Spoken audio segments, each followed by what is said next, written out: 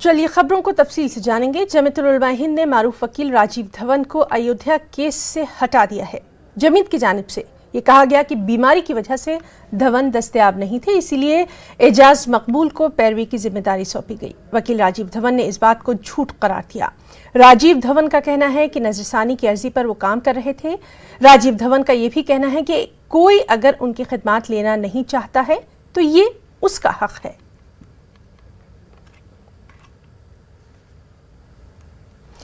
और राजीव धवन से न्यूज़ 18 उर्दू ने खास बातचीत की है, आइए देखते हैं। मंदिर बाबरी मस्जिद विवाद में मुस्लिम पक्ष के लीडिंग वकील राजीव धवन को जमीयत उलमा हिंद ने केस से अलग कर दिया है। धवन साहब हमारे साथ मौजूद हैं। धवन साहब, क्या रिएक्शन है आपका जिस तरह से कहा गया कि आपकी सेहत ठीक नहीं है, आपको अलग किया जा रहा है? देखिए, मेरी सेहत ठीक है। मैं डेंटिस्ट के पास गया था रूटीन अपॉइंटमेंट के लिए। 10:14 में मेरे क्लार्क को उन्होंने फ़ोन किया और एजाज मकबूल ने हमको कहा कि अब मैं इसमें शामिल नहीं हो सकता हूँ। मैंने उनसे पूछा कि क्या ये सैकिंग है, तो उन्होंने कहा उनकी मजबूरी है और बार बार यही बोलते गए। मेरा क्लार्क ये पूरी कॉन्वर्सेशन हमारी तरफ से सुन रहा था। जैसे ही मैं घर आया, मैंने उनको ख़त लिखा कि ये सैकिंग है। उनको रिमाइंड किया कि हमारे साथ, उनके चेंबर के साथ 3 मीटिंग हुई हैं और जो ढांचा है रिव्यू का जो कल फाइल हुआ है वो मैंने बनाया था। कल मैंने पूरा दिन रिव्यू के लिए छोड़ा था और उनकी टीम भी बाद में आई, पर उसके पहले मैं सैक हो गया था। अब 2 नई बातें इसमें आ गई हैं। मिस्टर मकबूल कहते हैं कि सैकिंग नहीं हुई, सैकिंग की है। अगर इसका कॉन्वर्सेशन में उनको कोई तकलीफ है तो हमारी चिट्ठी काहे नहीं देख लेते? उसमें तो लिखा है कि सैकिंग है, उसका जवाब तो मेरे पास नहीं आया। तो ये कहना उनका कि सैकिंग नहीं थी, ये सत्य का जो पालन नहीं किया वो तो अलग है, तो बिल्कुल झूठ है। जहां तक मेरी सेहत है, बाबरी मस्जिद के बाद मैंने कर्नाटका के केस लड़ा और कोर्ट्स में केस लड़ा, तो ये क्या हो सकता है कि मेरी सेहत इतनी खराब थी कि मैं उनकी रिव्यू जो है उसको सेटल कर लिया मैंने और केस लड़े हैं, पर सेहत मेरी खराब है। ये सब झूठ है। किस तरह का इन्वॉल्वमेंट अब तक जो है रिव्यू पिटीशन को लेकर के, क्योंकि मुस्लिम पक्ष के जो सारे वकील थे वो मुझे जिस तरह से मालूम है सब लोग एक साथ मिलकर मीटिंग करते थे, तो आखिरी मीटिंग कब हुई थी? किस तरह का इन्वॉल्वमेंट आपका लगातार रहा था? ये केस का रिकॉर्ड इतना बड़ा था कि इसमें टीम वर्क की ज़रूरत होती थी, तो पूरी टीम आती थी। मेन टीम एजाज मकबूल के चैम्बर की थी और जो उनके चैम्बर के लोग थे बहुत अच्छे थे। मकबूल साहब को केस के बारे में थोड़ा कम ही आता था, पर उनकी टीम इतनी बढ़िया थी, तो ये 40 दिन में रोज़ हमारी मीटिंग होती थी, कभी कभी रात तक जाती थी। इसके बाद अगर जिस तरह से मैंने इस केस को लड़ा है, इसके बारे में उनको थोड़ी तकलीफ है तो हमको कह दें कि साहब आपने केस ऐसे लड़ा है कि हम आपको हटा रहे हैं। पर ये उनकी क्या मजबूरी थी ये मेरे समझ में नहीं आ रही है। मकबूल साहब ने इसके बारे में पहले भी ये सिलसिला उठाया था कि जमीयत और की नहीं बनती है दूसरों के साथ और मैं किसके साथ अपेयर हूँगा। मैंने कहा मैं उसी के साथ अपेयर हूँगा जिसकी ब्रीफ मैंने बहुत साल पहले ली थी, तो मैं उनकी तरफ से अपेयर हो रहा था। बात खत्म। उन्होंने केस ले लिया, मैं केस से हट गया। केस से हट गए, लेकिन आपको इसका थोड़ा सा काफ़ी हद तक दुख हुआ जिस तरह से अब तक तो ऐसी कोई बात सामने नहीं आई थी। मुस्लिम पक्ष की तरफ से लगातार ये कहा जा रहा था धवन साहब ने अच्छा केस लड़ा है। देखिए, इसमें कोई दुख की बात नहीं है। एक प्रिविलेज था, मुझे एक मौका दिया एक इम्पॉर्टेंट कॉज में लड़ने का। आपने जिस तरह से एजाज मकबूल साहब को ख़त लिखा उसमें कहा कि कॉज जो है ज़्यादा बड़ा है हमसे, किस तरह से बड़ा है ये? कि जहाँ तक बाबरी का कॉज है वो सेक्युलरिज्म के बारे में है, धर्मनिरपेक्षता के बारे में है, वो एक माइनॉरिटी ओप्रेशन के बारे में है, एक मेजॉरिटी जो प्रेजेंस आ गई है इस देश में उसके बारे में है, वो कॉज है। मकबूल साहब आएंगे जाएंगे, मैं आऊँगा जाऊँगा, केसेस होंगे नहीं होंगे, ये पथ हैं, रास्ते में पथ हैं। जो भी उस समय होगा वो कामयाबी से लड़ेगा। क्या इससे पहले भी आपके काम को लेकर के जिस तरह से आपने केस लड़ा उसको लेकर कभी डिस्कस हुआ, कभी आप पर सवाल उठा, क्योंकि मीटिंग्स तो लगातार होती थी? भाई जहाँ तक मुझे पता है कि 40 दिन ये केस रहा, उसके पहले भी इसमें बहुत सी बातें रहीं। पिछले साल भी एक केस हमको इसी केस में लड़ना पड़ा। अभी तक जहाँ तो मुझे पता है किसी ने ये नहीं कहा मुझे कि आप गलत तरीके से लड़ रहे हैं। अब क्योंकि जमीयत से तो आप अलग हो गए, आपने उसको एक्सेप्ट भी कर लिया, लेकिन अभी बहुत सारे फरीक ऐसे भी हैं, पार्टी हैं जो चाहते हैं शायद कि आप लड़ें। क्या आप उनके साथ रहेंगे या इस केस से आप बिल्कुल अलग रहेंगे? देखिए, जब ये केस से मैं मेन पार्टी जिसके लिए मैं था हटा दिया है, मैं ये नहीं चाहता कि ये जो मुसलमान कम्युनिटी और पार्टीज़ अलग अलग हो रही हैं, मैं ये नहीं चाहता।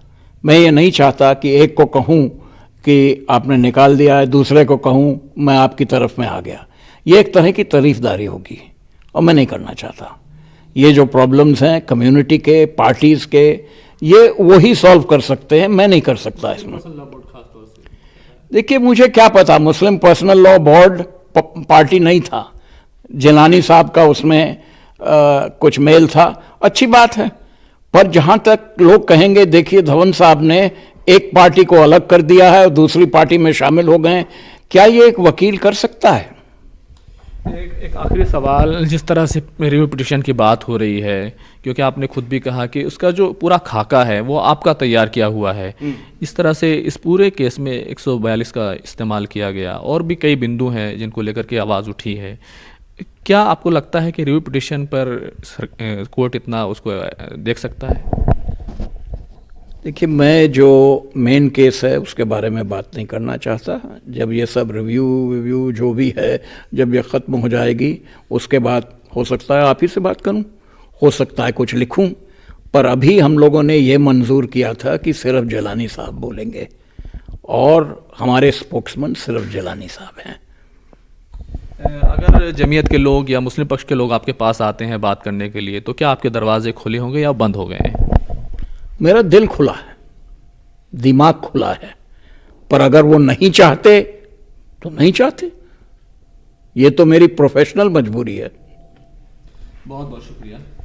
तो ये थे धवन साहब जिन्होंने साफ तौर पर कहा कि उनका दिल खुला हुआ है और वो ये नहीं चाहते मुस्लिम पक्ष आपस में भी लड़े। लेकिन एक बात उन्होंने साफ तौर पर कही कि उनको जिस तरह से निकाला गया है उसको लेकर के कहीं ना कहीं उन्हें उस तरह का दुख नहीं है, लेकिन एक प्रोफेशनल जिम्मेदारी थी जो वो निभाते आ रहे थे। कैमरामैन नगेंद्र के साथ खुरम शहजाद, न्यूज़ 18 दिल्ली। और अयोध्या केस में मुस्लिम पर्सनल लॉ बोर्ड की पैरवी अदालत में राजीव धवन ही करेंगे, ये जानकारी मुस्लिम पर्सनल लॉ बोर्ड के रुकन मौलाना सुफियान निज़ामी ने दी है। वाज़ेह है कि जमीयत उलमा हिंद ने अयोध्या फैसले पर नजरसानी की अपील के मामले से राजीव धवन को अलग कर दिया है। जनाब राजीव धवन साहब इस मुल्क के बहुत ही काबिल वकील हैं और उनकी खिदमात का हम सब एतराफ़ करते हैं और जिस तरह उन्होंने इस केस को लड़ा है वो भी काबिल तारीफ़ है। जमीयत उलमा हिंद ज़ाहिर है कि एक अयोध्या और बाबरी मस्जिद केस में एक पार्टी है और इस मुल्क के अंदर कॉन्स्टिट्यूशन हर पार्टी को इजाज़त देता है कि वो जिस भी वकील को चाहे रखें और जिस भी वकील को चाहे हटा दें। All India Muslim personal law board का ये वाज़ेह और क्लियर स्टैंड है कि all India Muslim personal law board की तरफ से जनाब राजीव धवन साहब ही इस केस को देखेंगे और रिव्यू पिटीशन उन्हीं की निगरानी में दाखिल की जाएगी। अब जमीयत ने किन बुनियादों पर और किस वजह से उनको हटाया है ये जमीयत के हजरात ही जान सकते हैं, लेकिन all India Muslim personal law board ने ये क्लियर कर दिया है कि जनाब राजीव धवन साहब और उनकी खिदमात को मद्देनज़र रखते हुए वही इस केस को हैंडल करेंगे और राजीव धवन साहब all India Muslim personal law board के वकील की हैसियत से सुप्रीम कोर्ट में केस को लड़ेंगे। मुस्लिम पर्सनल लॉ बोर्ड के रुकन ज़फ़रयाब जिलानी ने राजीव धवन को हटाए जाने के मामले पर अपना रद्दअमल जाहिर किया और कहा कि जमीयत ने राजीव धवन के साथ अच्छा सलूक नहीं किया। अयोध्या केस में राजीव धवन जैसा वकील मिलना मुश्किल है। तो बहुत अफसोस हुआ इस बात से कि उनको डॉक्टर राजीव धवन साहब हर्ट हुए और नेचुरली अगर कोई ऐसे सीनियर काउंसिल से इस तरह कहे फिर डॉक्टर राजीव धवन का तो इतना कंट्रीब्यूशन इस केस में है जितना इस वक्त और किसी दूसरे वकील का नहीं। 1994 से वो इसको कर रहे हैं, बगैर किसी फीस से कर रहे हैं, अपना नुकसान करके कर रहे हैं। 40 दिन तक यहाँ बहस चली, उन्होंने कोई केस नहीं किया। तो ऐसा डिवोटेड काउंसिल तो कोई मिलना मुमकिन ही नहीं है।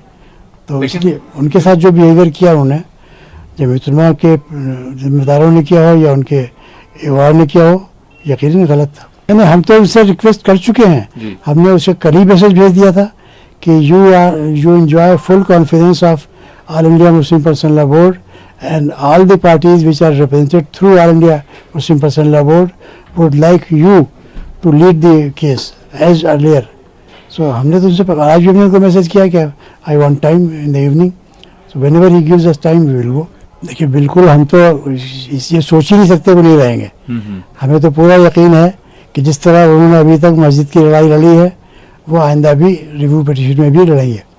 हम तो इस बात को सोच ही नहीं सकते कि नहीं रहेंगे। और एडवोकेट M.R. शमशाद का कहना है कि राजीव धवन तमाम मुस्लिम फरीकीन की नुमाइंदगी कर रहे हैं। जमीयतुल उलमा हिंद सिर्फ एक पार्टी है। Jamiyat is one party out of 6, like Sunni board. There are other parties. Dr. Dhawan has represented all the parties.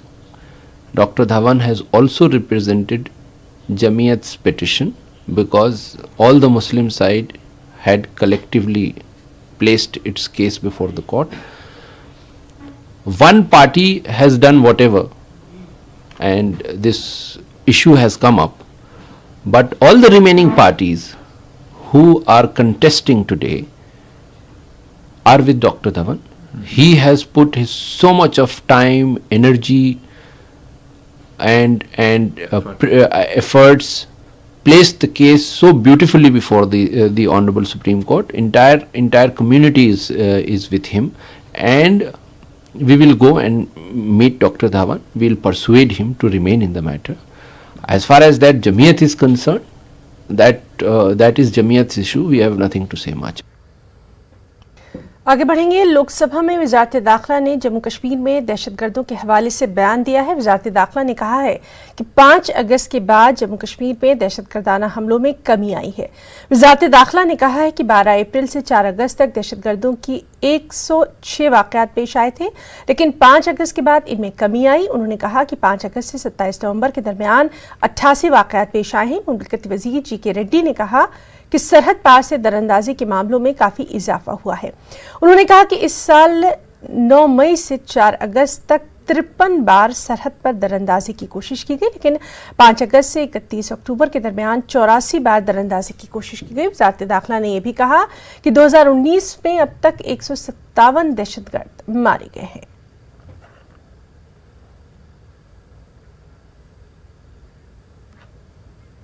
Kupwara जिले में महकमा PHE ने माजूर खातून और उनकी 3 नाबीना बेटियों समेत पूरे कुनबे को पीने के साफ पानी से ही बरसों से महरूम कर रखा है। पानी के लिए ये बेसहारा कुनबा दर दर की ठोकरें खाने पर मजबूर हो गया है। पेश है हमारे नुमाइंदे यहया सुल्तान की ये खास रिपोर्ट।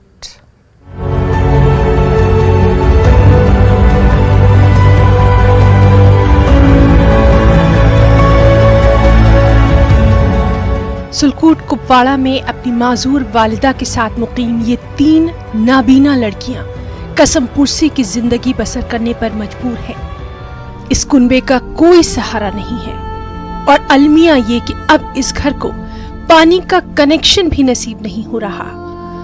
अपनी हिम्मत के बलबूते पर खोदे गए कुएं से हासिल शुदा पानी ने भी इनके जिस्म के एक अहम तरीन आज़ा को नाकारा बना दिया है। इस पानी के इस्तेमाल से तीनों बहनों के गॉल ब्लेडर तक निकालना पड़े हैं। डॉक्टरों ने उन्हें ये पानी इस्तेमाल न करने की सख्ती से हिदायत दी है। ये बेसहारा लोग बरसों से पानी के एक कनेक्शन के लिए तमाम तर दुश्वारियों का सामना करते हुए मुताल्लिकीन के दफातर का चक्कर काटने पर मजबूर है, मगर सब कुछ बेसुध, कहीं इनकी सुनवाई नहीं हुई। 3 बहनें हैं, ब्लाइंड पर्सन है, as well as I am orphan person. Department ने मुझे इतना केस बनाया, इतना केस लग रहा है कि मुझे जमीन का केस बनाया उन्होंने। डिपार्टमेंट ये नहीं करना चाहिए जैसे उन्होंने मेरे साथ सलूक किया। जब मैं AEE के पास गई, उन्होंने मुझे इतना बिहेव किया, मेरे साथ इतना बिहेव किया, कहने की बात नहीं है। मैंने इतना गुनाह क्या किया कि मेरे को पानी नहीं दिया। अगर मेरे पड़ोस वालों को सबों को पानी है, लेकिन मुझे क्यों नहीं है? मैं गवर्नर, लेफ्टिनेंट गवर्नर से अपील करती हूँ कि मेरा ये जो मुझे घर में प्रॉब्लम है वो मुझे दूर कीजिए। अगर मैं पढ़ी लिखी हूँ, मेरे घर में दवाई के लिए पैसे नहीं है, अगर मुझे डॉक्टर के पास जाना था बाहर, मुझे 1 रुपया भी नहीं है। मुझे 4 महीने हो गए आज घर में तरसते हुए पैसों की वजह से मुझे बाहर जाने के लिए, लेकिन कभी भी मेरी बात नहीं सुनी। मैंने आज तक सुना है कि न्यूज़ 18 जो है वो कि मतलब न्यूज़ क्या करते हैं, जब वो कोई भी न्यूज़ वो एक्सपोज करते हैं वो दूसरों तक, अफसरों तक पहुंचाते हैं, क्योंकि उनका मसला हल हो जाता है। इसलिए मैंने आपको भी बुलाया कि न्यूज़ 18 को आप हमारे घर आ जा, हमारे मसाइल सुना, ताकि जो भी अफसरान है वो हमारी मसाइल को सुन लेके हमारी ये जो मसाइल है वो हल हो जाए। इन बहनों की वालिदा का कहना है कि उन्होंने अपनी बेटियों को तालीम दिलाने में कोई कसर बाकी नहीं रखी। हाँ, अब वो इनके मुस्तकबिल को लेकर काफी फिक्रमंद है। आप सट करना प्रत कह मुश्किलात आमत कोर पढ़ना लिखना मे वो तम खतर कुन कहें कुन कहें तन वन तो क्या कर मेहरबानी कर तो अस पे कर तो वो रहम अस पे कर तो वो रहम इन मान नोत वन कोर बमार पगह उनको अरमान सोचा रहा दोस्त बमार। आज तक इन बेसहारा लोगों को किसी की तरफ से कोई इमदाद तक नहीं मिली। अपनी रोजमर्रा की जरूरियात पूरी करना भी इनके लिए मुश्किल बन गया है और ऐसे में पीने का साफ पानी न मिलने से जिंदगी इनके लिए बस अजीरन बनकर रह गई है। उधर एग्जीक्यूटिव इंजीनियर PHE कुपवाड़ा ने इस बात का एतराफ किया कि वो इस कुनबे को आज तक पीने का साफ पानी फराहम करने में नाकाम रहे हैं। उन्होंने ताहम इस मसले को 1 हफ्ते के अंदर हल करने का यकीन जरूर दिलाया है। 1 साल से चल रहा है। हमने 1-2 बार ट्राई भी की वहाँ, लेकिन नहीं हो पाया। तो मैंने अपने AEE साहब और JE साहब को भी ये इंस्ट्रक्शन दी कि वो साइट पे जाए और वहाँ ये मसला हल करें, लेकिन नहीं हुआ अभी तक। वजह क्या बन रही है? वजह उनका अपना उनका एक हमसाया है जो उनके साथ डिस्प्यूट है उनका आपस में। तो इंशाल्लाह हम और एक ट्राई करेंगे, वहाँ जाएंगे। अगर नहीं हो सका तो पुलिस असिस्टेंस हम प्रोवाइड करेंगे वहाँ, तो उनको दे देंगे। इस हफ्ते में हो जाएगा इंशाल्लाह। उम्मीद यही की जा सकती है कि पहले से ही कुदरत की आजमाइशों में मुब्तला इस बेसहारा कुनबे को जल्द से जल्द पीने का साफ पानी मुहैया करके इनकी मुश्किलात को कुछ तो कम किया जा सकेगा। सितम ज़रीफी यह है कि पहले से ही कुदरत की आजमाइशों में गिरफ्तार इस कुंबे पर दुनिया वालों के भी अब सितम बढ़ गए हैं। बीनाई से महरूम अफराद खाना को पीने का साफ पानी दस्तयाब नहीं है। उम्मीद की जा सकती है कि खबर नशर होने के बाद शायद कुदरत की आजमाइशों में गिरफ्तार इस कुंबे की शायद इंतजामिया मदद करे, ताकि ये लोग भी साफ पानी पी सके। याह्या सुल्तान, न्यूज़ 18 उर्दू, कुपवाड़ा। कर्नाटक में 5 दिसंबर को ज़िमनी इंतखाबात हो रहे हैं। तशहीरी मुहिम आखिरी मरहले में है। बेंगलुरु के शिवाजी नगर में कांग्रेस, BJP, JDS और SDPI ने बड़ी बड़ी रैलियां की हैं। वोटरों को अपनी जानिब राग़िब करने की कोशिश की है। रिजवान अरशद के हक में कांग्रेस पार्टी के रियासती सदर दिनेश गुंडूराव की अहलिया तब्बू राव और दीगर ने इंतखाबी मुहिम चलाई। दूसरी जानिब BJP उम्मीदवार श्रवण ने भी अपनी जीत का दावा किया है। वहीं JDS और SDPI के उम्मीदवार भी इंतखाबात में आखिरी मरहले तक वोटरों को राग़िब करने की कोशिश में हैं।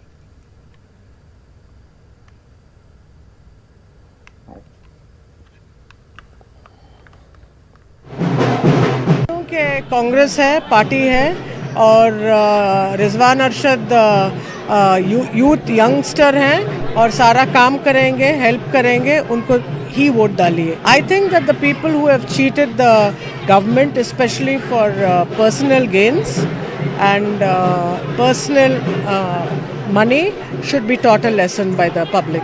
हमारे एरिया में 10-10 आदमियों टिकट पूछ रहे थे.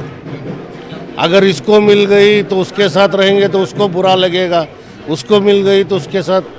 रिजवान अरशद ने बी फॉर्म लाया, रिजवान अरशद को काम कर रहा है, बस उतना.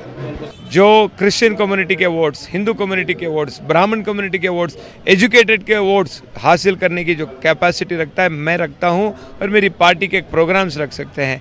और दूसरा, मुझे मेरी मुसलमान जो पॉपुलेशन है उनके ऊपर डेफिनेटली उम्मीद है कि वो इस बार सच्चाई, अच्छाई और नेकी के साथ खड़े होंगे. नहीं, ये कर्नाटक में जो सरकार आई है वो किसकी वजह से आई है?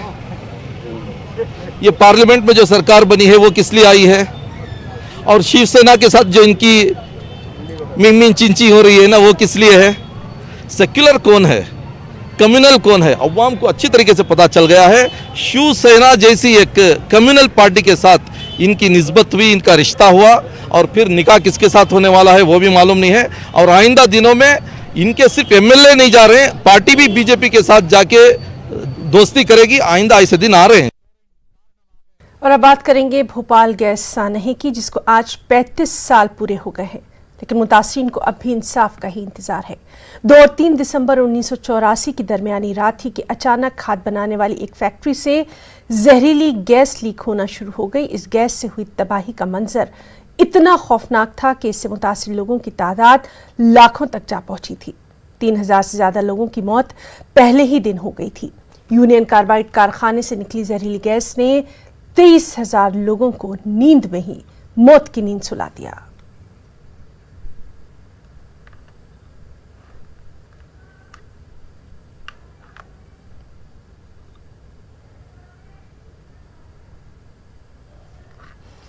और 35 बरसों से इंसाफ के मुंतजिर गैस मुतासरीन से हमारे नुमाइंदे मेहताब आलम ने खास बातचीत की. 35 साल में गुजरने के बाद आज हालत बस से बदतर है.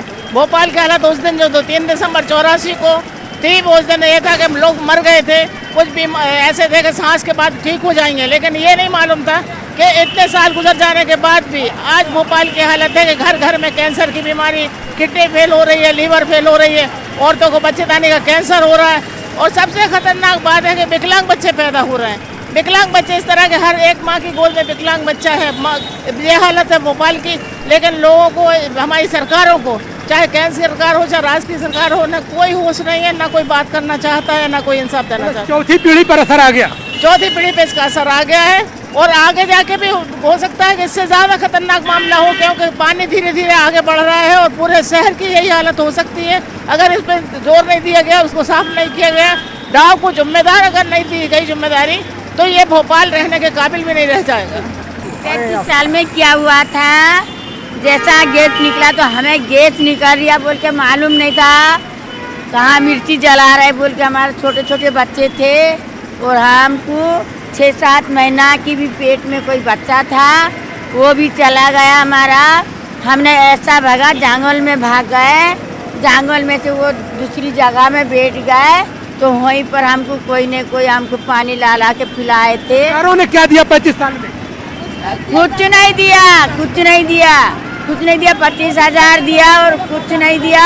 और वो बोला मुख्यमंत्री शिवराज चौहान थे, कहने लगा हमारी सरकार आएगा तो हम देंगे, और हमारा सरकार जो भी देगा, हमारी सरकार नहीं आया इसीलिए हम नहीं दे रहे. हम ऐसे जुलूस लेके गए थे, उनने नहीं दिया कुछ भी. आज का क्या मिला 35 साल में? कुछ नहीं. मैं तो भैया बहुत परेशानी उठाई. बच्चे कहीं भग गए, आदमी कहीं भग गए, और अस्पताल में भगते फिरे, और बहुत परेशानी भाई. नालियों को पानी पिया, आदमी छूट गया, हमारा लड़का भग गया. कह रही है कि हमने बड़ा काम किया, गैस राहत वजीर कह रहे बड़ा काम किया. क्या काम है? वो काम किया है कातिल कंपनियों को बचाने का, और अमरीकी कंपनियों को इस हादसे के लिए मुआवजा न देना पड़े. अमरीकी कंपनियों को यहाँ आज जारी पर्यावरणीय हादसा, भूजल का प्रदूषण, इसके लिए मुआवजा ना देना पड़े, इसके लिए सारा इंतज़ाम दोनों सरकारों ने किया है। जबकि जो गैस पीड़ित है, आज भी कम से कम 1.5 लाख गैस पीड़ित गैस जनित बीमारियों से जूझ रहे हैं। आज भी दसियों हजार ऐसे बच्चे पैदा हो रहे हैं जो शारीरिक विकास और मानसिक विकास जिनके अवरुद्ध हो रहे हैं। आज भी जन्मजात विकलांगता के साथ सैकड़ों बच्चे पैदा हो रहे हैं और जहरीली प्रदूषण, भूजल के प्रदूषण की वजह से लोगों को कैंसर, लिवर, किडनी, ब्रेन और फेफड़े की बीमारियां हो रही हैं। बावजूद इसके आपने कहा बीमारियों और सरकारें कह रही हैं कि हमने एडवांस रिसर्च करवाई, उस पर काम कर रहे हैं। रिसर्च का ये हाल है कि 35 साल बीत जाने के बाद भी आज तक यह नहीं पता कर पाए हैं कि गैस जनित बीमारियों का सही इलाज कैसे हो। हमारी बात इसलिए नहीं सुनी जा रही कि डाव केमिकल कंपनी को सरकार बचाना चाहती है कि इस तरह की कंपनियों को अगर सजा मिल गई तो कोई और कंपनियां नहीं आएंगी, पूंजी निवेश नहीं होगा, हमारे जेब में पैसा नहीं आएगा, इसके लिए वो डाव को बचाना चाहते हैं। आपने देखा कि रशीदा बी की जो शिकायत है, जो दूसरे जो विक्टिम है उनकी शिकायत यही है कि भाई जो अमेरिका में जो भी हमारे प्रेसिडेंट जाते हैं, प्राइम मिनिस्टर जाते हैं, वहाँ के लोगों से डाउ केमिकल यूनियन कार्बाइड पर बात करने की कोशिश नहीं की जा रही है। आइए वहाँ पे जाते हैं। यहाँ पर हमारे साथ रचना ढींगरा जी जो मौजूद है, इन्होंने जो एक बड़ा लंबे अरसे 2 दहाइयों से काम कर रही है। हम ये देख रहे हैं कि 4th जनरेशन पर असर आ रहा है और बच्चे विकलांग पैदा होने रहे और आपकी बातों पर कोई ध्यान नहीं और जो रिसर्च होनी चाहिए उस पर भी काम नहीं हो रहा। बिल्कुल, ये कोई शोध एनजीओ द्वारा नहीं किया गया, ये Indian council of medical research द्वारा शोध किया गया, जिसमें ये पाया गया कि गैस पीड़ित माताओं में जो बच्चे हो रहे हैं उनको 7.5 गुना ज्यादा जन्मजाति विकृति हो रही है कंपेयर करें जब अपीड़ित माताओं से। और